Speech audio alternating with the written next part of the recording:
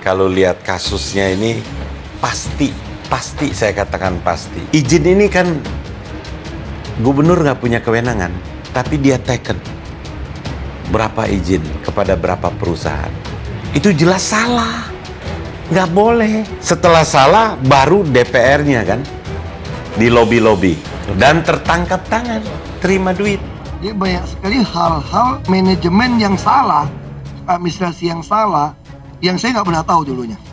Nah, tapi setelah ini kayak kuliah sama auditor nih Pak, saudara. Kita kuliah, kita dengerin, kita udah ngerti. Oh gila juga ya. Ternyata administrasi DKI ini buruk sekali. Baru saya ngerti. Makanya saya baru mulai ngerti, wah ini dikadalin nih kita nih istilahnya nih.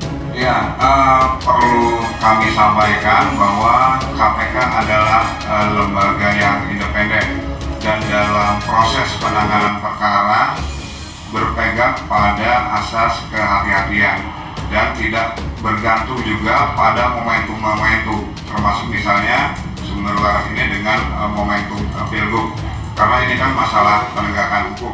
Saya akan datang, KPK manggil saya sebagai saksi dalam dugaan kasus sumber waras jam 9, besok saya akan datang.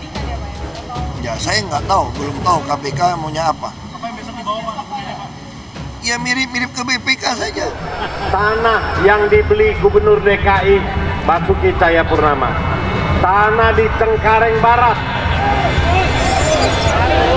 itu uang negara itu keluar 668 miliar.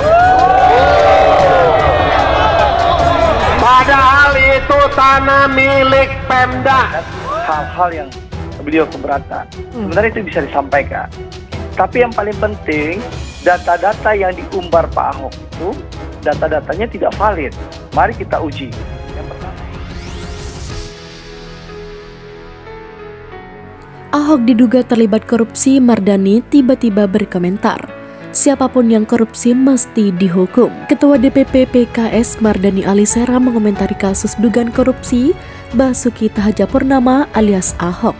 Mardani Alisera tegas mendukung secara penuh bahwa penegak hukum harus berlaku netral untuk menuntaskan kasus hukum tanpa terkecuali. Semua sama kedudukannya dalam hukum dan pemerintah.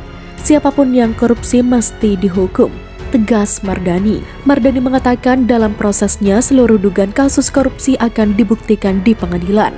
Maka atas dasar itu pihaknya meminta seluruh masyarakat Indonesia untuk ikut mengawal laporan dugaan kasus korupsi oleh Ahok. Semua tuduhan tentu akan dinilai oleh pengadilan. Semua wajib mengawal kasus ini agar transparan dan diputuskan secara adil, ujar Mardani. Diketahui sebelumnya Ahok diduga melakukan tindakan korupsi sejak masih menjabat sebagai Wakil Gubernur DKI Jakarta pada tahun 2012 dan selama menjadi pejabat pengganti Joko Widodo untuk menjadi gubernur hingga 2017.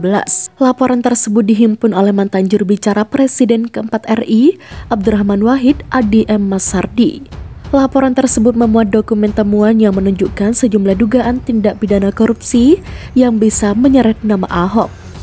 Adi menegaskan bahwa dokumen berbagai skandal korupsi di Pemprov DKI sepanjang 2012 hingga 2017 akan dilimpahkan ke KPK sudah dalam bentuk buku resmi. Dokumen dikumpulkan dan dirangkai oleh salah satu tokoh gerakan anti korupsi dan peneliti sumber daya alam Indonesia Marwan Batubara. Buku hasil kumpulan dokumen tersebut sudah pernah dicetak pada tahun 2017 silam. Sebenarnya apa yang kami punya hanya sebagian kecil saja dari yang dimiliki KPK.